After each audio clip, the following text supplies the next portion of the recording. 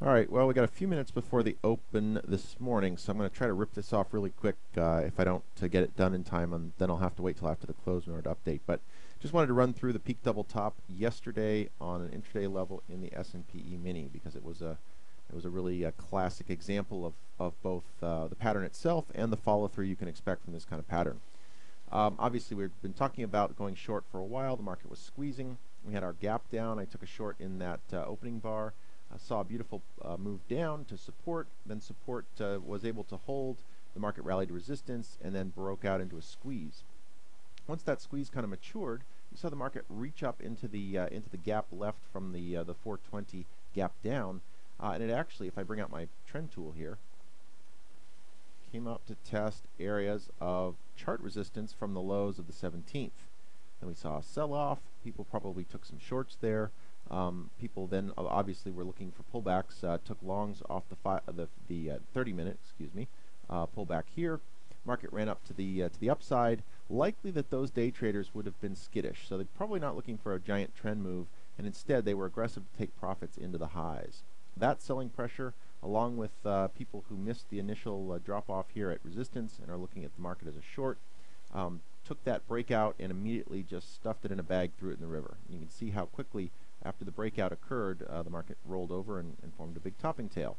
Well, that is the peak double top, and hence the name. It peaks up to a new high, a little bit like the whack-a-gopher game at a carnival. Sticks its head up, gets pounded by the mallet, and a number of different forces come in to really drive it down radically to the downside. So there's your peak double top in the S&P E-mini.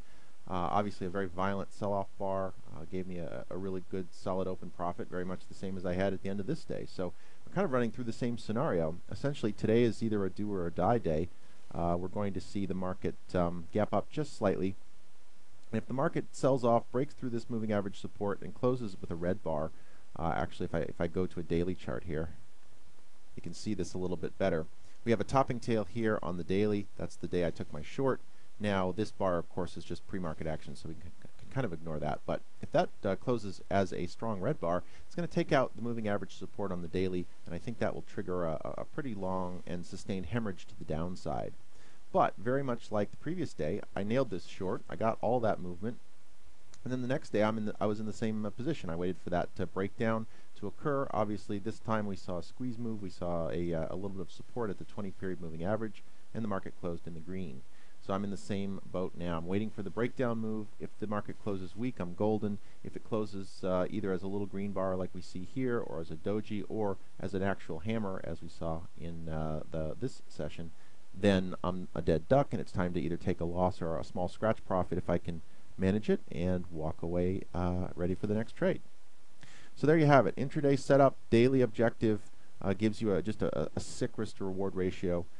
If this trade trades down towards the 740, 750 area that I'm expecting for either a higher low or hopefully even a retest of the lows, the risk to reward is going to be well in excess of 10, maybe even 20 or 30 to 1 if I can get an add. So very high risk to reward ratio rewards me for taking the low accuracy type trade. Obviously, I had a swing and a miss. Now I'm into the next trade. It might even take me one more trade to get the big move, but that's part of the nature of the beast when trading high risk reward models, as they usually have a very low accuracy rate. So there we go. Got it done before the open. I'll go ahead and put this up. As always, thanks for listening. Good luck and good trading.